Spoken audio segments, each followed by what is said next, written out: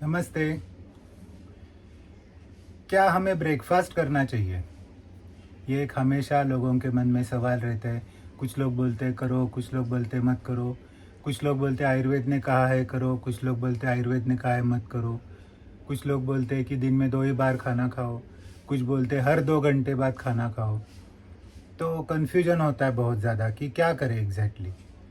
तो सबसे पहली बात तो याद रखने वाली ये है कि ऐसे कोई गोल्डन रूल नहीं है, थंब रूल जिसे बोलते हैं कि यही सही बाकी सब गलत, ऐसे तो कुछ नहीं है। प्रकृति होती है हर एक की, आयुर्वेद में स्पेशली बोला गया है कि कॉन्स्टिट्यूशन होता है, हर एक की अपनी अपनी एक शरीर की आदत होती है। तो वो ध्यान में रख के हमें करना पड़ता है। कुछ लोगों को जिनकी पित्त प्रकृति है उनको बहुत ज़्यादा भूख लगती है, तो उनको अगर आप बोलेंगे कि अरे सिर्फ 2 घंटे दिन में 2 ही बार खाना खाओ, तो उनसे नहीं हो पाएगा। या फिर कुछ लोग होते हैं कि कफ़र टाइप के, उनको भूख थोड़ी कम लगती है और उनसे आप कहेंगे कि हर 2 घंटे बाद खाना खाओ, तो ऐसे भी थोड़ा सा मुश्किल हो सकता है।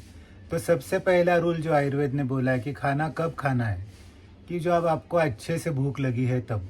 ये एक ही गोल्डन रूल है, बाकी सब जो है वो अलग अलग कंडीशन में चेंज होता रह सकता है।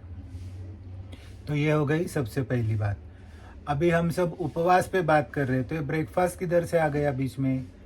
तो ब्रेकफास्ट अगर आप शब्द को ब्रेक करें तो वो आता है ब्रेक मतलब तोड़ना, और फास्ट मतलब उपवास, जो हमारा टॉपिक अभी चल रहा है। तो जो रात भर आपका फास्ट हुआ है वो तोड़ना मतलब ब्रेकफास्ट। अभी इसकी ज़रूरत क्या है देखिए, अगर आपको आपने रात में खाना खाया है समझिए 9 बजे, तो वो कब खाना चाहिए आइडियली वो भी हम बात करेंगे, लेकिन आमतौर पे 9 बजे खाना खा लिया है और फिर सो गए और सुबह फिर 6-7 बजे उठ गए, तो उस वक्त अगर आप देखेंगे तो ऑलमोस्ट 10 घंटे बीत चुके हैं, जबकि 3 एक घंटे में तो डाइजेशन पूरा ख़त्म हो गया है।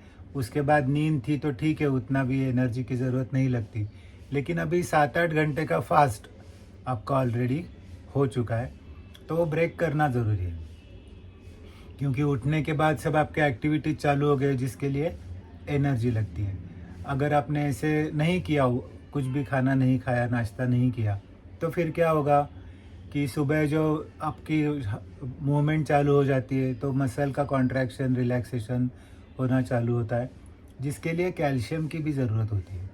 अगर आपने रात भर आपके पेट में कुछ नहीं है तो उसको शरीर को अगर आपने कैल्शियम नहीं दिया तो फिर वो कहाँ से लेंगी? कैल्शियम का सबसे बड़ा रिजर्वायर कौन है?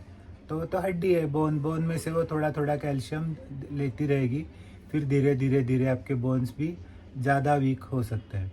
या प्रोटीन की ज़रूरत है तो वो मसल से ले लेगी। तो इस तरह से हमारे जो मेन रिजर्वायर है उनसे कुछ ना कुछ लेने के अलावा बॉडी के सामने कोई दूसरा ऑप्शन नहीं रहेगा। इसलिए नाश्ता तो हमें करना है, दैट इज़ फॉर श्योर। और वो भी ऐसे नहीं कुछ चिप्स खा लिए, कुछ ये खा लिया। तो जैसे मैंने अभी बोला था कि उसका न्यूट्रिशन वैल्यू अच्छा होना चाहिए। जो भी आप खाने वाले हैं उसका न्यूट्रिशन जो वैल्यू है वो अच्छा होना चाहिए। तो मैं मतलब दूध पी लिया, या फिर सबसे अच्छा अगर रोटी सब्जी खा लिया तो भी ठीक है, या उपमा, जैसे हमने पिछले वीडियो में बात की कि न्यूट्रिशस जो जो लोग हैं, रवा है या फिर दलिया है, उस तरह का कुछ खा लिया, या बॉइल्ड एग खा लिया।